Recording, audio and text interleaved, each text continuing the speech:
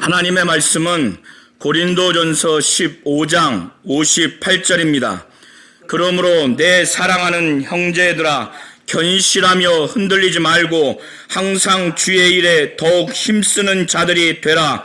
이는 너희 수고가 주 안에서 헛되지 않은 줄 알미라. 아멘.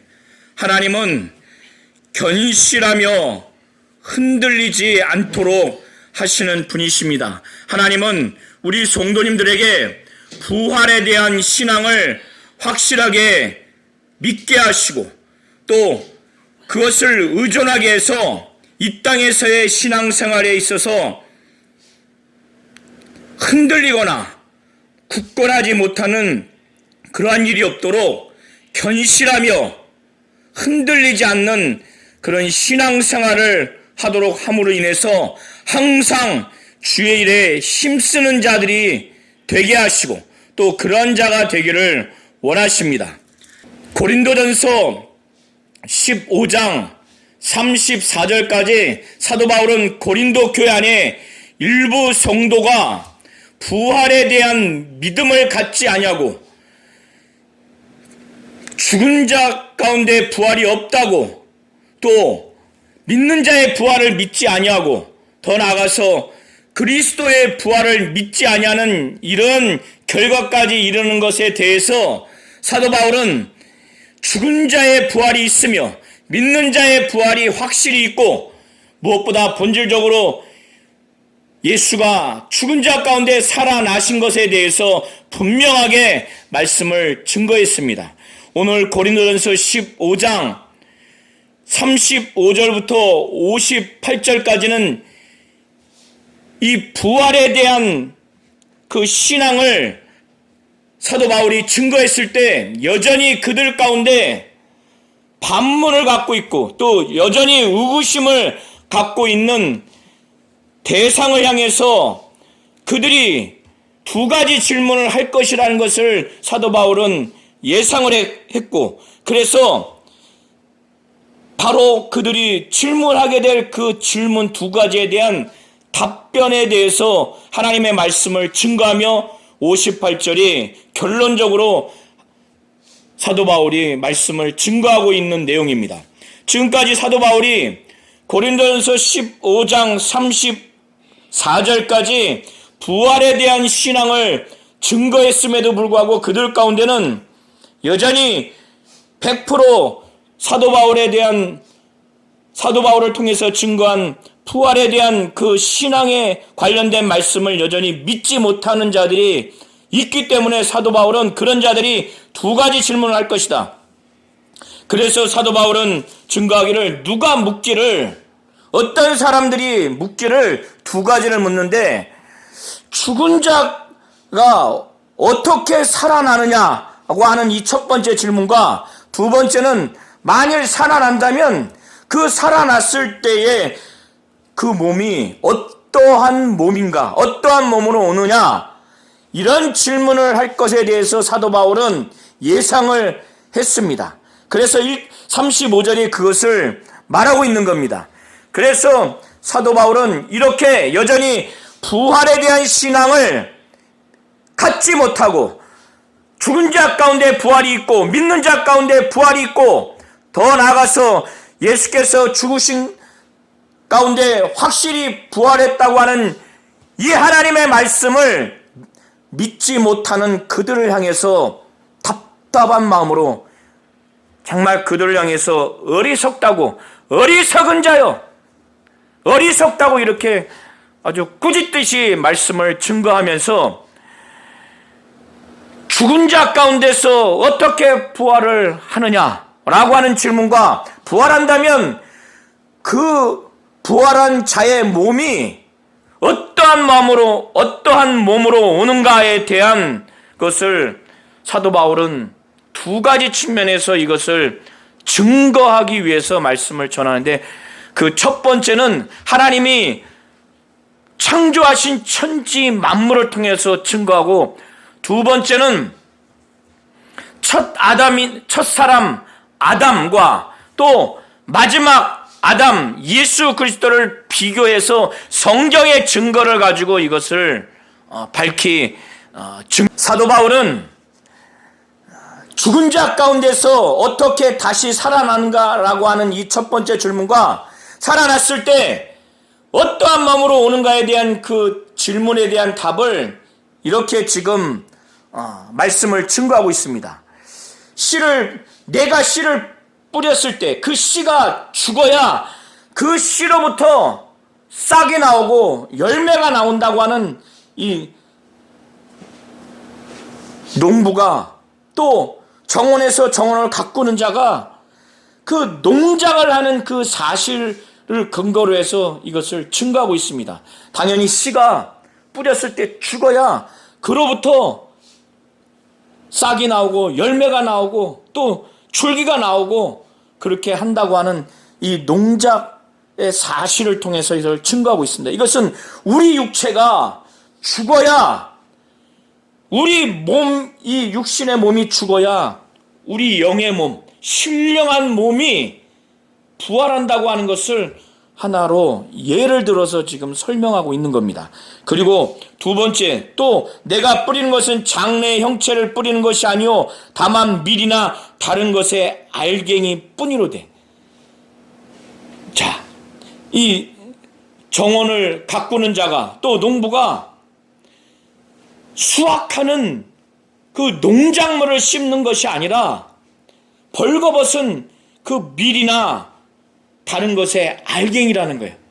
알갱인데 나중에 나오는 그 몸의 그 농작물의 실체를 보면 그 밀이나 그 다른 것의 알갱이와 전혀 다른 그 형체가 나온다는 거예요. 그런데 그것은 누가 그렇게 하느냐? 그 정원사라든가 농부가 그 능력으로 하는 것이 아니라 하나님이 그 뜻대로 그에게 형체를 준다는 거예요. 각 종자에게 그 형체를 하나님이 그렇게 주신다는 겁니다. 처음에 뿌렸을 때의 그 밀과 다른 것의 알갱이와 전혀 다른 형체를 주시는데 그것은 하나님의 뜻대로 각 종자에게 주신다는 거예요. 그래서 사도 바울이 말하고자 하는 것은 하나님이 그렇게 하신다는 거예요. 처음에 심을 때의 그 밀과 알갱이와 전혀 다른 형체가 나오게 하는데 이것은 하나님이 하신다는 겁니다. 그리고 전혀 다른 형체가 나온다는 거예요. 이것은 부활이 이 썩고 연약하고 또 욕된 또 이 육의 몸이지만 이 몸이 죽게 되면 나중에 신령한 몸, 영의 몸은 전혀 다른 몸이라는 거예요. 그것은 하나님이 하신다는 거예요. 사도 바울이 35절부터 38절까지 말하고자 하는 것은 육신의 몸이 죽어야 신령한 몸, 영의 몸이 부활한다고 하는 것을, 씨가 죽어야 그 씨가 싹이 나서 자란다고 하는 것을, 전혀 다른 형체가 나오는 그 싹과 줄기, 그 열매까지 맺히는 전혀 다른 것이 자라려면 먼저 죽어야 된다는 것. 육신의 몸이 죽어야 신령한 몸으로 부활한다는 것을 말하는 것이고, 두 번째가 뿌리는 것은 밀이나 다른 것의 알갱이지만 전혀 다른 형체가 나온다는 거예요. 처음에 형체를 뿌리는 것이 아니라는 거예요. 이것은 우리 육신의 몸이 죽은 다음에 부활은 전혀 다른 형체라는 거예요. 신령한 영의 몸으로 부활하는 것인데 그것은 하나님이 그렇게 하신다고 하는 것을 사도 바울은 36절부터 38절까지 이것을 증거하고 있습니다. 전혀 다른 형체, 신령한 몸, 영의 몸으로 부활한다고 하는 것을 사도 바울이 이것을 믿지 않냐고 의심하고 잘 알지 못하는 이 세상의 육신적인 오감을 통해서만 모든 걸 판단하고 믿으려고 하는 그들 향해서 더 자세하게 38절부터 49절까지 이것을 증거하고 있습니다. 그것을 더 보강해서 더 부연해서 증명하는데, 이 육신의 몸이 죽게 되면 나중에 신령한 몸, 영의 몸, 이 부활의 그 형체는 전혀 다른 형체라고 하는 것을 이들에게 지금 말해주고 있는데, 그것이 39절부터 지금 증거하고 있습니다. 그래서 사도 바울이 증거하기를 육체는 다 같은 육체가 아니라는 거예요. 하나는 사람의 육체도 있고, 또 하나는 짐승의 육체도 있고, 하나는 새 육체도 있고, 또 물고기의 육체도 있다는 겁니다. 그리고 이 형체가 하늘에 속한 형체도 있고, 또 땅에 속한 형체도 있다는 거예요. 그러나 땅에 속한 자의 영광과 하늘에 속한 자의 그 형체를 가진 자의 영광이 다르다는 겁니다. 이 땅에 속한 자는 사람과 또 짐승과 또 새와 또 물고기, 이런 것이죠. 이들이 갖고 있는 영광과 하늘에 속한 형체, 하늘에 속한 자, 해와 달과 별, 이런 것들이 형체가 다르기 때문에 영광도 다르다는 거예요.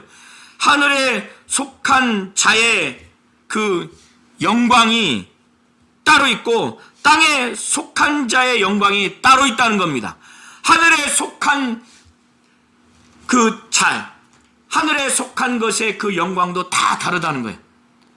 해의 영광이 다르고, 달의 영광이 다르고, 별의 영광이 다르고, 심지어 별과 별의 영광도 다르다는 것입니다. 이것은 사도 바울이 뭘 말하려고 하냐면, 이 땅에 육신의 몸과 나중에 육신이 몸이 죽으면 성령으로 말미암아 믿는 자를 부활케 하는 그 신령한 몸, 영의 몸이 다르다고 하는 것을 지금 말하기 위해서 이것을 증거하고 있는 겁니다.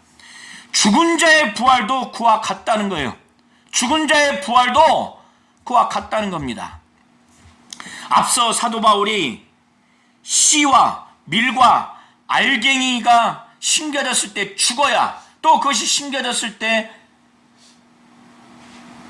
싹이 나오고 줄기가 나오고 열매를 맺듯이 이렇게 살아나야 되듯이, 죽어야 살아나고, 밀과 다른 것에 알갱이를 심었지만은 형체를 심은 것이 아니라 그것들을 심었지만 전혀 다른 형체가 나오듯이 죽은 자의 부활도 이와 같다는 겁니다. 그리고 이 땅의 형체와 하늘의 형체가 다르고, 또 육체라 할지라도 사람의 육체와 짐승의 육체와 물고기와 새의 육체가 다르듯이, 또 땅에 속한 것의 영광과 하늘에 속한 것의 영광이 다르고, 하늘에 속한 것들도 해와 별과 달과 이것이 영광이 다르고, 별과 별의 영광이 다르듯이 죽은 자의 부활도 그와 같다는 것이에요. 그래서 육신의 몸은 썩어 없어질 존재입니다. 이것은 썩을 것이에요. 그리고 이 육신은 죄와 악으로 인해서, 또 미혹됨으로 인해서 죄를 짓고 악을 짓게 돼서 사망에 이를 수밖에 없는 그런 존재가 됐어요. 그래서 욕된 존재인 겁니다. 욕된 것이에요. 그리고 이 육신은 고난당하고 슬픔을 당하고 병에 아주 영향을 받는 연약한 존재입니다. 그리고 이 육신은 육의 몸이에요. 그러나 부활 후에 신령한 몸, 영의 몸은 썩지 아니할 것, 또 영광스러운 것, 또 강한 것, 신령한 몸이라고 이렇게 표현을 하고 있습니다. 그래서 사도 바울은 42절부터 44절에 죽은 자의 부활도 그와 같으니 썩을 것으로 심고 썩지 아니할 것으로 다시 살아나며, 욕된 것으로 심고 영광스러운 것으로 다시 살아나며, 약한 것으로 심고 강한 것으로 다시 살아나며, 육의 몸으로 심고 신령한 몸으로 다시 살아나니 육의 몸이 있은즉 또 영의 몸도 있느니라. 사도 바울이 지금 말하고자 하는 것이, 육의 몸이 있다면은 영의 몸도 있다고 하는 것을 지금까지 여러 가지 예를 들어서 지금 결론적으로 말하는 것입니다. 이 육의 몸이 갖고 있는 이 그 특징적인 것으로 표현하기를, 이 썩을 것, 또 이 욕된 것, 이 약한 것, 육의 몸을 심어야 썩지 아니할 것으로 다시 살고, 또 강한 것으로 다시 살고, 또 신령한 몸으로 다시 살고 영광스러운 것으로 다시 산다는 겁니다. 영의 몸이 부활하면 이렇게 된다는 거예요. 사도 바울은 이것을 성경적인 근거로 두 번째 증거하기를 창세기 2장 7절에 기록된 내용을 가지고 증거합니다. 45절이 육의 몸과 영의 몸이 각각 다르다고, 육의 몸이 있는 것처럼 영의 몸도 있다고 하는 두 번째 증거로 말하는 것입니다. 기록된 바 첫사람 아담은 생명이 되었다 함과 같이 살아있는 혼이라는 그런 의미입니다. 그런 존재가 아담이 된 것 같이 마지막 아담은 살려주는 영이 되었다는 거예요. 그래서 모든 인간들은 이제 영이 사는, 또 신령한 몸으로 부활하는 영의 몸을 갖게 되는 그런 존재가 될 것이라는 것을 지금 45절이 의미하고 있는 겁니다. 그러나 먼저는 신령한 사람이 아니요 육의 사람이라는 거예요. 그 다음에는 신령한 사람이니라. 처음에는 육신의 몸을 갖고 모두가 태어나지만 이제 육신의 몸이 죽게 되면은 하나님이 성령으로 말미암아 그리스도를 살리셨듯이 이제 우리는 신령한 사람이 된다는 것을 46절에 말하고 있습니다. 47절부터 49절은 아담은 곧 첫사람은 땅에서 났습니다. 흙에 속한 자입니다. 그러나 둘째 사람 바로 예수 그리스도는 하늘에서 나셨다는 거예요. 무릇 흙에 속한 자들은, 그래서 아담 이후의 모든 사람들은 저 흙에 속한 자 아담과 같다는 거예요. 그러나 나중에 우리가 믿는 자가 부활하게 되면은 무릇 하늘에 속한 자들은, 바로 이 믿는 자들은 부활하게 되면 저 하늘에 속한 이와 같다는 거예요. 그래서 사도 바울은 49절에 말하기를 우리가 흙에 속한 자의 형상을 입은 것 같이, 아담의 그 형상을 입은 것 같이 하늘에 속한 바로 예수 그리스도의 형상을 입게 된다는 거예요. 지금 사도 바울이 고린도 교회 교인들에게 일부 부활을 믿지 아니하고 죽은 자가 어떻게 다시 살아나며 살아났을 때 어떠한 몸으로 오느냐라고 하는 그들을 향해서 말하는 거예요. 너희들이 지금 아담의 형상을 갖고 지금까지 살아왔듯이 지금 그렇게 이제 죽기까지 그 형상을 갖고 산 것처럼 모든 인류가 그렇게 살아서 죽음 앞까지 그렇게 살아가는 것처럼, 그런 존재인 것처럼 이제 죽고 난 다음에 믿는 자들은 이제 주님이 부활하신 것처럼 그 주님의 형상을 우리가 잊게 된다는 것을 사도 바울은 49절에 지금 말하고 있는 겁니다. 그러고 난 후에 50절부터 58절을 통해서 사도 바울은 이제 매우 진중하게, 매우 중요한 것을 고린도 교회 교인들에게 말하고 있는데, 그것은 이겁니다. 형제들아, 내가 이것을 말하노니 혈과 육은, 여기서의 혈과 육은 유대인들이 자연적인 사람을 일컬을 때 하는 표현입니다. 이 혈과 육은, 이 육의 몸은 하나님의 나라를 이어받을 수가 없다는 거예요. 하나님의 나라에 들어갈 수 없다는 거예요. 이 몸을 가지고는 하나님의 나라를 들어갈 수가 없다는 것, 그것을 이어받을 수가 없다는 겁니다. 이 육의 몸, 이 썩는 것은 썩지 아니하는 것을 유업으로 받지 못한다는 거예요. 하나님의 나라뿐만 아니라 하나님의 나라에서 우리가 받을 수 있는, 또 누릴 수 있는 모든 신령한 것들, 하나님이 주시는 것들, 하나님 나라에 속한 것들을, 이 썩을 육신의 몸, 혈과 육은 하나님의 나라를 이어받을 수도 없고 그 안에 들어갈 수도 없고, 썩지 아니하는 하나님의 나라와 하나님이 주시는 모든 것, 하나님의 나라에 속한 모든 것들은 그것을 유업으로 받을 수가 없다는 거예요.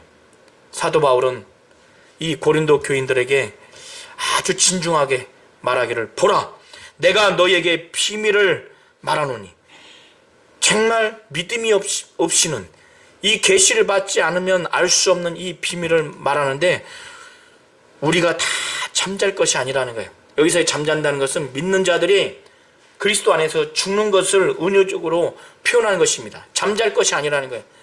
잠자지 아니하고 나중에 주님이 재림하실 때 마지막 나팔의 순식간에 호련히 모두가 다 변화된다는 거예요. 나팔 소리가 날 때, 주님이 나중에 오실 때 정말 그 천사장의 소리와 주님의 그 호령, 어마어마한 큰 소리의 그 호령과 나팔 소리를 나팔을 불게 됩니다. 그 나팔 소리가 날 때 먼저 그리스도 안에서 죽은 자들이 썩지 아니할 것으로 먼저 살고, 그 다음에 우리 살아있는 자들이 그 순간에 공중에 들림받아서 우리 몸이 변화될 것이라는 것을 사도 바울은 이 비밀스러운 것을 52절까지 말하고 있습니다. 사도 바울은 이 썩을 것이 반드시 썩지 아니하는 것을 입겠고, 이 썩을 몸이 썩지 아니하는 신령한 몸으로 변화된다는 것을 입는다고 이렇게 표현하는 것입니다. 이 썩을 것이 썩지 아니함을 입고 이 죽을 것이 죽지 아니함을 입을 때는 바로 기록된 성경이 이루어지는 것이라고 사도 바울은 말하는데, 그 기록된 성경은 이사야서 25장 8절의 내용입니다. 그것을 매우 좀 유연하게 인용을 했는데, 사망을 삼키고 이기리라고 기록된 말씀이 이루어지리라. 그리고 55절에 사망아 너의 승리가 어디 있느냐, 사망아 너의 쏘는 것이 어디 있느냐, 사망이 쏘는 것은 죄요 죄의 권능은 율법이라. 이것이 무슨 말이냐면 로마서 7장 7절부터 24절의 내용을 통해서 사도 바울이 증거한 내용을 자세히 읽어보시면 오늘 이 내용과 맥을 같이 하는 내용을 우리가 볼 수가 있습니다. 사람은 율법이 들어오기 전에 죄를 졌음에도 불구하고 죄라고 깨닫지를 못했어요. 그런데 이 율법이 이스라엘 민족에게 주어진 이후로, 세상에 율법이 주어진 이후로 사람들의 행위가 이 율법으로 말미암아 그 행위가 이제 죄라는 것을 알게 됐어요. 그래서 이 율법은 정죄하는 법입니다. 죄를 깨닫게 하는 법이에요. 그러면 율법은 죄를 깨닫게 한 다음에 이 죄인에 대해서는 반드시 그 죄의 대가, 그 형벌을 치르게 돼, 형벌을 가하게 하는 내용을 담고 있어요. 그래서 그 죄의 결과가 바로 사망입니다. 이 사망이 이 사람들에게 아주 권력을 행사해요. 그래서 사람들은 일생에 매여 종노릇합니다. 죽기를 무서움으로 일생에 매여 종노릇해요. 이 사망이 이 모든 사람들을 지배해요. 아주 왕노릇합니다. 그래서 모든 자들이 이 사망 앞에 벌벌벌벌 떨 수밖에 없어요. 모든 사람들은 정말 죽을 수밖에 없어요. 그런데 이 사망이 결국 가시와 이 무기로 삼는 게 뭐냐? 죄예요. 사람들을 다 죽음에 이르게 하는데, 그 죽음에 이르기까지 계속 우리를 공격하고 우리를 협박하는 게 무엇이냐면은 바로 이 죄예요. 이 죄를 가지고 무기 삼아서 우리를 아주 협박합니다. 그런데 이 죄의 권능, 이 죄가 이렇게 우리를 향해서 막강한 그 권세와 능력과 세력을 부리는 것이 무엇이냐? 이 죄의 권능이 어디에 있느냐? 바로 율법에 있어요. 율법 자체가 악한 게 아닌데 이 죄가 이 율법을 악용해서 우리로 하여금 아주 권세를 부리고 권능을 부리는 거예요. 그래서 사망이 이 죄를 무기 삼아 가지고 우리를 아주 죽음에 이르기까지 우리를 아주 억압하고 우리를 아주 정죄하고 우리를 죽음에 이르기까지 공포에 시달리게 하는 그런 악한 세력을 부리는 것이 바로 사망입니다. 사도 바울은 그것을 지금 말하고 있는 거예요. 그래서 55절과 56절에 사망아 너의 승리가 어디 있느냐? 사망아 내가 쏘는 것이 어디 있느냐? 사망이 쏘는 것은 죄요 죄의 권능은 율법이라. 이제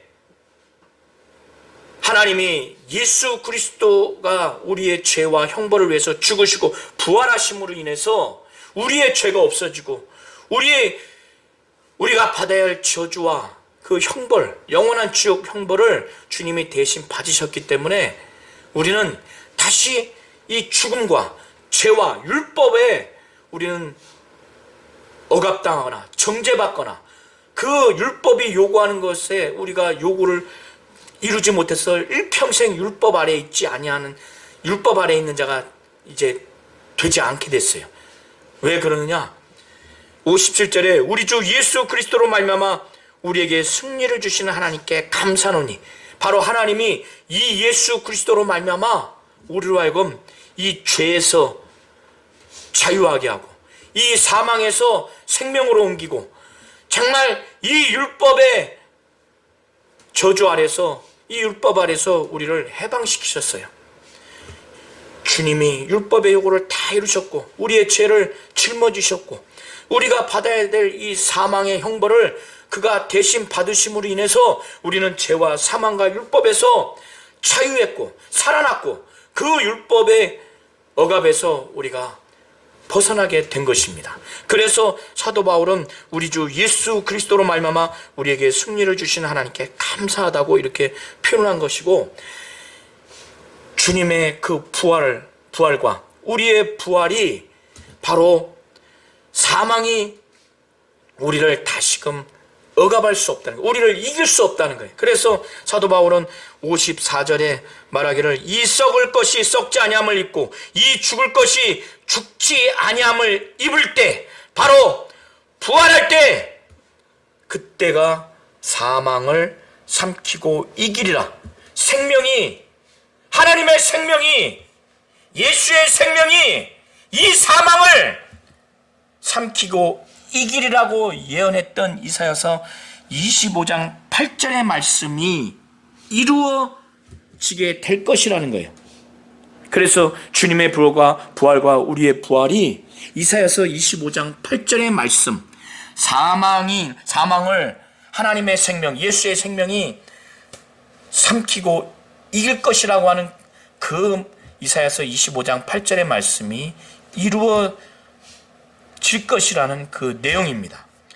그래서 사도 바울은 부활의 신앙이 없다, 부활이 없다, 죽은 자 가운데 부활이 없다, 믿는 자의 부활이 없다, 예수가 죽은 자 가운데 부활이 없다고 하는 이 이단적인 사상, 세상 철학적인 영향에 너희가 흔들리지 말고, 이 죽은 자 가운데 부활이 있고 믿는 자가 부활이 있다, 주님이 죽은 자 가운데서 부활했다, 우리의 그 모든 믿는 자들 가운데 부활의 첫 열매이기 때문에 우리도 부활할 것이라고 하는 이 부활에 대한 신앙, 부활에 대한 이 믿음에 대해서 흔들리지 말라는 거예요. 아주 견실하며 흔들리지 말고 항상 주의 일에 더욱 힘쓰는 자들이 되라는 거예요. 부활에 대한 신앙, 부활에 대한 믿음이 있어야 우리가 항상 주의 일을 힘쓸 수가 있습니다. 부활에 대한 믿음, 부활에 대한 신앙이 없다면 이 땅에서 주님 안에서 우리가 하는 모든 수고를 하지 않게 돼요. 사도 바울은 오늘 본문처럼 그러므로 내 사랑하는 형제들아 견실하며 흔들리지 말고 항상 주의 일에 더욱 힘쓰는 자들이 되라. 왜 이렇게 힘쓰는 자들이 되라고 하는 줄 아세요? 이는 너희 수고가 주 안에서 헛되지 않은 줄을 알기 때문에 사도 바울은 이렇게 말하는 겁니다. 하나님은 우리 성도님들에게 부활에 대한 신앙, 부활에 대한 믿음을 주시는 분이시고 부활에 대한 신앙과 부활에 대한 믿음을 갖기를 원하시는 겁니다. 하나님이 우리에게 부활에 대한 신앙, 부활에 대한 믿음을 주시기 때문에 하나님은 우리가 이 땅에서 부활에 대한 신앙, 부활에 대한 믿음을 갖고 부활에 대한 소망, 신령한 몸, 우리 영의 몸으로 부활할 것이라고 하는 이 소망을 갖는 그 신앙생활을 하도록 하나님은 그렇게 인도하시는 분이십니다. 그럴 때 하나님은 우리를 견실하게 하고 견고하게 하고 흔들리지 않게 하실 것입니다. 부활에 대한 신앙과 부활에 대한 믿음, 이 썩어질 육의 몸이 죽고 나중에 신령한 몸, 영의 몸으로 부활할 것이라고 하는 이 소망, 이 믿음, 부활에 대한 믿음과 신앙이 있는 자가 바로 아주 견고하고 견실하며 흔들리지 않게 될 것입니다. 그렇지 않게 되면은 흔들리게 돼 있어요. 아주 무너지게 돼 있습니다. 부활의 신앙이 없고 부활에 대한 믿음이 없는데, 이 세상이 죽으면 끝인데 우리 신령한 몸, 영의 몸으로 부활한다는 것을 믿지 않는데 어떻게 이 땅에서 신앙생활을 많은 피해를 당하며 목숨의 위협까지 감수하면서 신앙생활을 할 수 있겠습니까? 부활에 대한 믿음, 부활에 대한 소망, 부활에 대한 믿음이 있을 때 견고하고 흔들리지 않게 되고, 하나님은 이러한 믿음과 신앙을 주고 이런 소망을 주시는 분이세요. 이러한 믿음과 소망과 신앙을 주시면서 우리로 하여금 견실하게 하고 견고하게 하고 흔들리지 않게 하신다는 거예요. 그리고 우리는 그렇게 믿음이, 이렇게 부활에 대한 신앙, 믿음, 소망을 가졌을 때 견고하고 견실하고 흔들리지 말고 항상 주의 일에 힘쓰는 자들이 되어야 됩니다. 부활에 대한 소망과 믿음과 부활에 대한 소망이 있기 때문에, 신앙이 있기 때문에 우리가 육신이 죽으면 정말 신령한 몸, 영의 몸으로 부활할 것이라고 하는 이 믿음과 신앙과 소망이 있는 자는 이 땅에서 정말 주 안에서 하는 모든 수고가 헛되지 않는 것을 확실히 알고 주의 일에 항상 힘쓰게 될 것입니다.